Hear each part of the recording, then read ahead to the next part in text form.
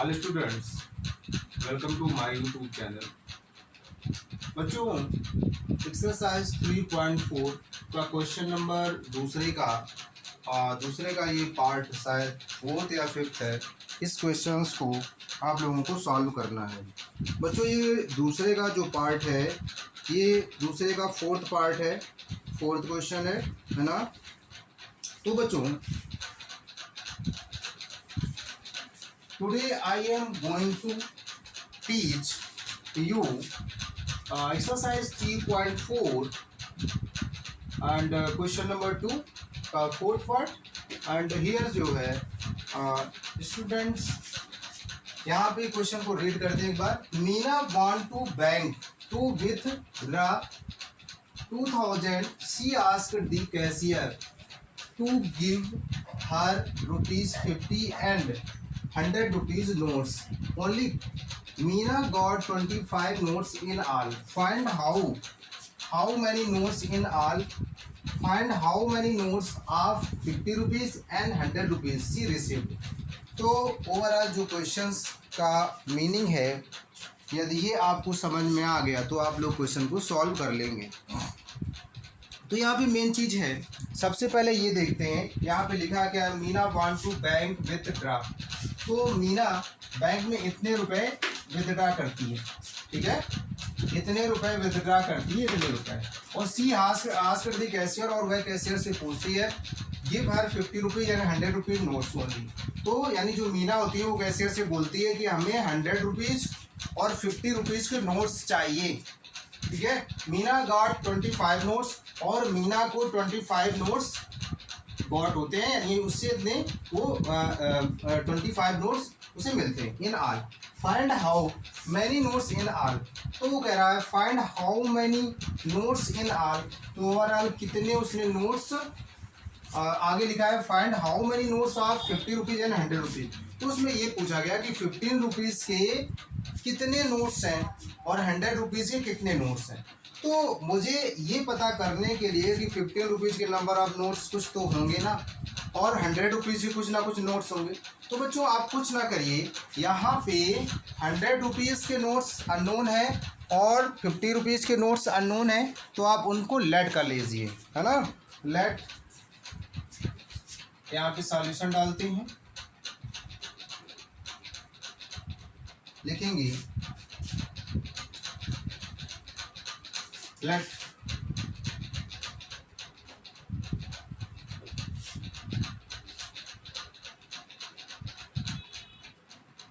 number of notes number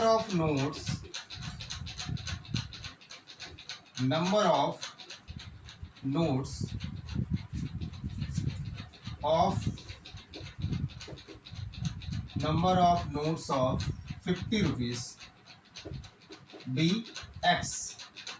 तो मैं मान लेता हूँ यहाँ पे कि बच्चों जो 15 रुपीज़ के नोट्स हैं वो एक्स हैं, यानी 50 रुपीज़ के जो नोट्स हैं उन नोटों की संख्या कितनी है, एक्स नोट्स हैं, है ना। नंबर ऑफ 50 रुपीज़ नोट्स कितने हैं, number of 50 rupees notes x, number of 50 rupees note be x, number of 50 rupees notes be x. तो बच्चों मैं मान लेता हूं कि 50 रुपीज़ के नोटों की संख्या एक्स है। And number of 100 rupees notes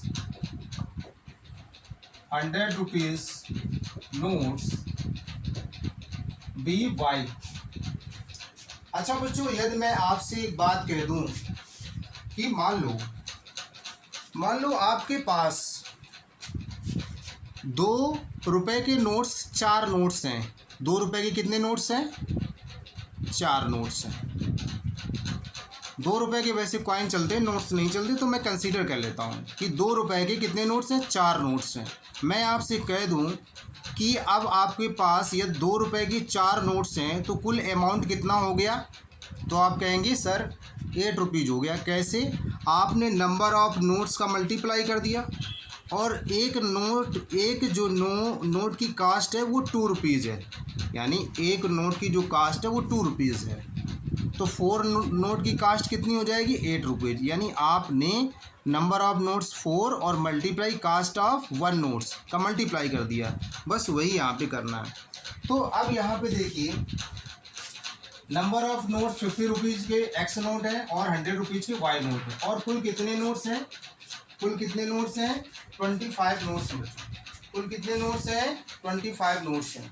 तो बच्चों 25 ये जो नोट्स है ना, यानी 25 नोट्स का मतलब है कुछ 50 रुपीज़ के नोट्स होंगे और 50 रुपीज़ के नोट्स और 100 रुपीज़ के नोट्स को मिला करके नंबर ऑफ नोट्स कितने? नंबर ऑफ नोट्स 25 है। तो यहाँ पे इसका मतलब है 50 रुपये के एक्स नोट्स और 100 रुपीज़ के वाई नोट्स। तो इसका मतलब है कि x plus y equals to 25। ये इक्वेशन फर्स्ट बन गई। ये इक्वेशन कौन सी बन गई बच्चों? फर्स्ट इक्वेशन बन गई। आया समझ में कि नहीं? तो ये फर्स्ट इक्वेशन बन गई। अब इस फर्स्ट इक्वेशन को हम लोग कैसे सॉल्व करेंगे? प्यारे बच्चों, एक चीज़ यहाँ पे ध्यान दीजिए। जो पहली कंडीशन वहाँ पे दी गई कि Meena want to bank to withdraw. Meena 2000 rupees withdraw करती है बैंक से।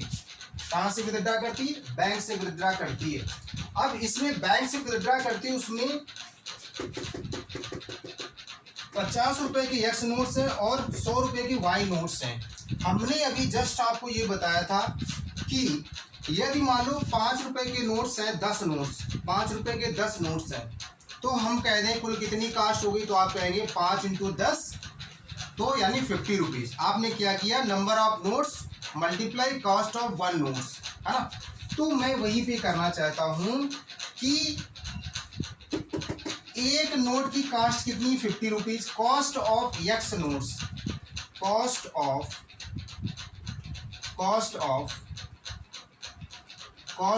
एक्स नोट्स की कास्ट कितनी हो गई? 50x rupees. कितनी हो गई? 50x rupees. अब हम यहाँ पे कह दें कॉस्ट ऑफ वाई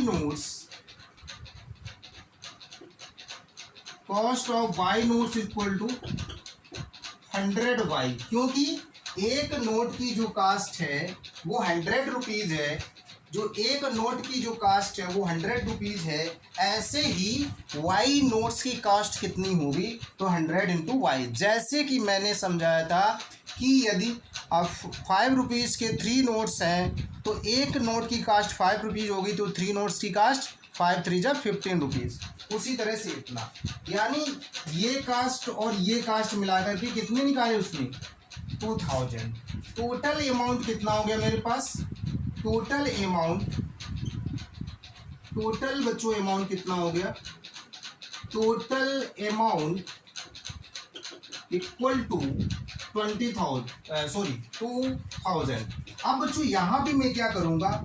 एक्चुअल में यहाँ पे ऐड कर दूंगा, तो हमारे पास कितना है? यानी 50x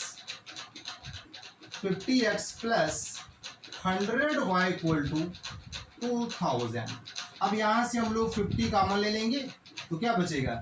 x plus 2y equals to 2000। ये और ये कैंसिल, और ये कैंसिल, तो यहाँ पे आ गया x plus 2y equals to 14। This is your equation number 2। This is the equation number 2। अब बच्चों क्या करेंगे? इक्वेशन नंबर 1 और 2 को हम सॉल्व करेंगे। इक्वेशन नंबर 1 और 2 को क्या करेंगे?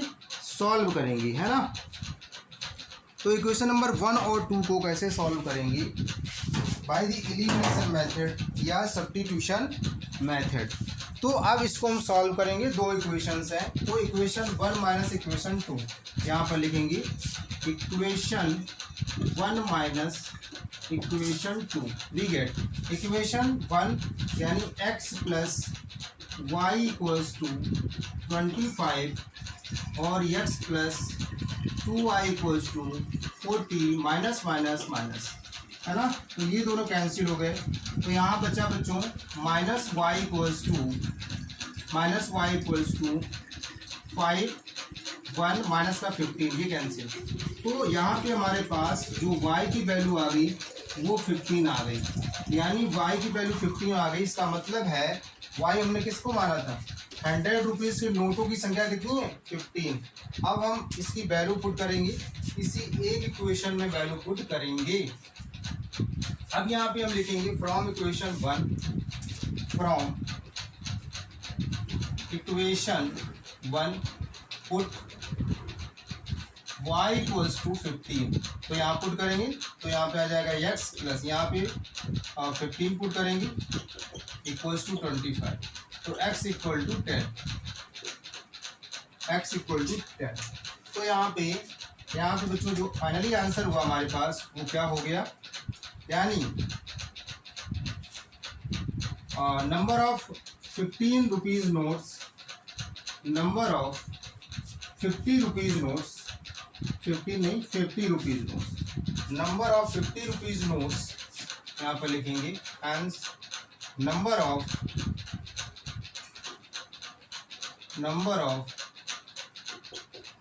50 रुपीज़ नोट्स इक्वल्स टू 10, और नंबर ऑफ 100 रुपीज़ नोट्स,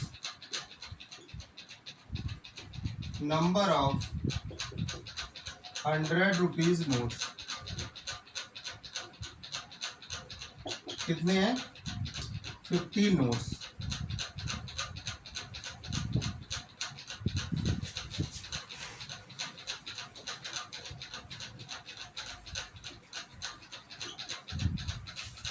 तो बच्चों ये हो गया क्वेश्चन नंबर जो मैं आप लोगों को बता रहा था। अब इसके बाद नेक्स्ट क्वेश्चन कौन सा है, लास्ट वाला क्वेश्चन है, बहुत ही इम्पोर्टेंट है। तो लास्ट क्वेश्चन बच्चों देखिए,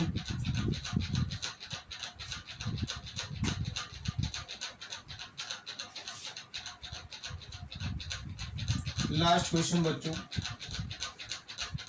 ये भी क्वेश्चन बहुत इंपॉर्टेंट, और उसके बाद जो मैं बताने जा रहा हूँ वो भी बहुत ही इंपॉर्टेंट क्वेश्चन है। चलिए देखिए, क्वेश्चन में बच्चों लिखा है आ लीडिंग लाइब्रेरी, बच्चों दूसरे का ये फिफ्थ पार्ट है, दूसरे का फिफ्थ पार्ट है। A lending library A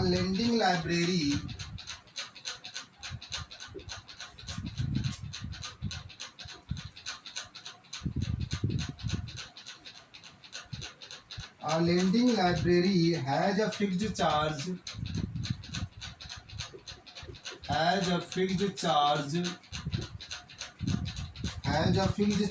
for the first 3 days.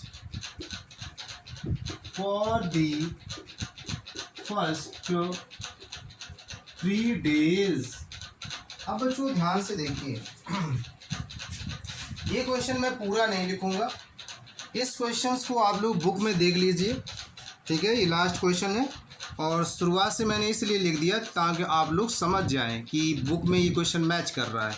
तो बच्चों इस क्वेश्चंस को मैं एक बार रीड कर देता हूँ। लिखा a lending library has a fixed charge for the first 3 days, और 3 डेज के लिए यहाँ पे कुछ जो चार्ज है वो फिक्स है, and an additional charge for each day, और जो ईच डे का एडिशनल चार्ज है वो देयर आफ्टर, यानी लगता है जैसे यहाँ पे दिया है, Sarita paid 27 rupees for a book kept for 7 days, यानी जो सरिता है वो 7 डेज़ के लिए 27 रुपीज़ पे करती है, while Susy paid 21 rupees for the book she kept for 5 days, और वो 5 डेज के लिए वहाँ पे रखता है। Find the fixed charge and the charge for each extra day.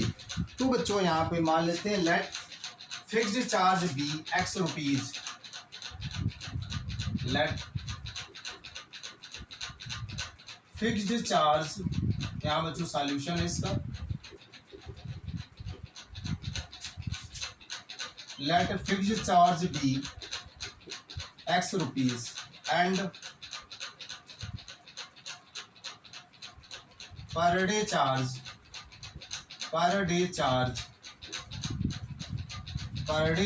भी y रुपीज़। बच्चों फिक्स्ड चार्ज है x रुपीज़ है, और फिक्स्ड चार्ज ये कितने दिन का है, 3 डेज का, ये बच्चों 3 डेज का फिक्स्ड चार्ज है। कितने डेज का है? 3 डेज का। तो बच्चों ये 3 डेज का फिक्स्ड चार्ज है और ये पर डे लगता है। तो यहाँ पे उसने पहली बार कंडीशन केस नंबर 1 में क्या कहा गया है? केस नंबर 1 में ये बोला गया है कि जो सरिता है वो 27 रुपीज़ पे करती है और 7 डेज के लिए, तो 7 डेज के लिए पे करती है। तो यानी इसका मतलब है कि 7 डेज में 3 डेज तो मेरे कैसे हो गए? फिक्स हो गए। 3 डेज का चार्ज कैसा लगेगा? फिक्स लगेगा। और इसके बाद कितने 3 डेज में से कट गए तो कितने डेज बचे? 4 डेज। कितने डेज बचे? 4 डेज। तो बच्चों 3 डेज का चार्ज फिक्स है और 4 डे का चार्ज y रुपए पर डे है। एक दिन का y रुपए चार्ज लगता है, तो 4 डे का कितना होगा? 4y हो गया। और प्लस ये फिक्स चार्ज कितना है? 3 डेज का x है ना। तो यहाँ पे 3 डेज का जो चार्ज है वो कितना है? 3 डेज का जो चार्ज है वो कितना है? x रुपीज़ है। ये हमारे पास x रुपीज़ है और यहाँ पे एक दिन का y रुपीज़ है, तो 4 डेज का 4y, यानी ये दोनों मिला के क्या हो जाएंगे? x plus 4y। तो यहाँ पे हो जाएगा x plus 4y equals to 25 rupees. Equation number first.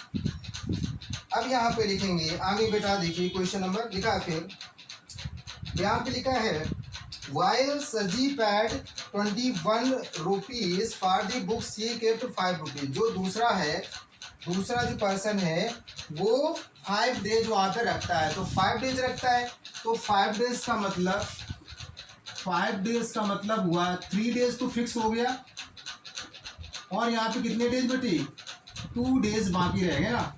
तो 3 डेज का कितना हो गया? x rupees. 2 डेज का कितना हो गया? 2y rupees. दोनों को ऐड कर दीजिए।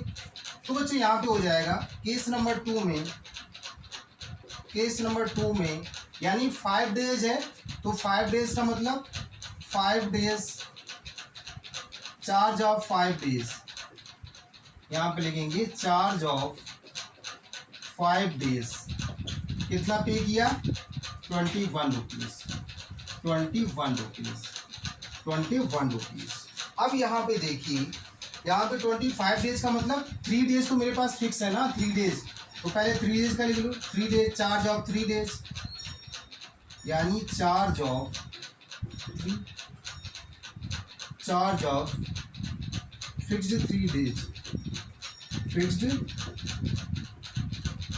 3 डेज। चलो इसको लिखेंगे नहीं, ऐसे लिख देते हैं। तो कितना हो जाएगा 3 डेज का? 3 डेज का चार्ज कितना है? x rupees. तो यानी x प्लस 2 डेज बचे तो 2y हो गया equals to 21। This is the equation 2। अब बच्चों इक्वेशन 1 यहाँ पे लिखेंगे, इक्वेशन 1 माइनस इक्वेशन 2। बच्चों इक्वेशन 1 माइनस इक्वेशन 2 देखिए, यहाँ पे इक्वेशन 1 कितना है? यानी x plus 4y equals to 25 और x plus 2y equals to x plus 4y equals to 25, x plus 2y equal to 21। यहाँ पे ये माइनस हो गया, ये माइनस ये दोनों कैंसिल हो गया।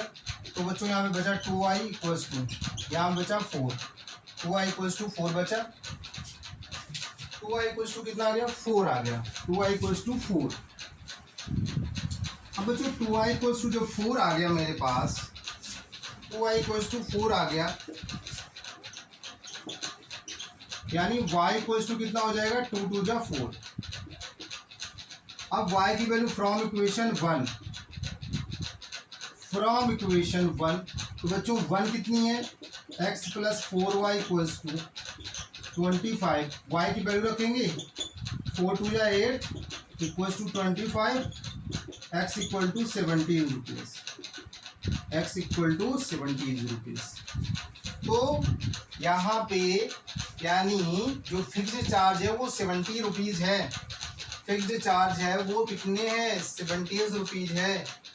और ये 7 डेज का था, है ना। तो फिक्स्ड चार्ज यहाँ पे लिख देंगे। ये हमारे पास क्या आ गया? ये मेरे पास आ गया पर डे का चार्ज।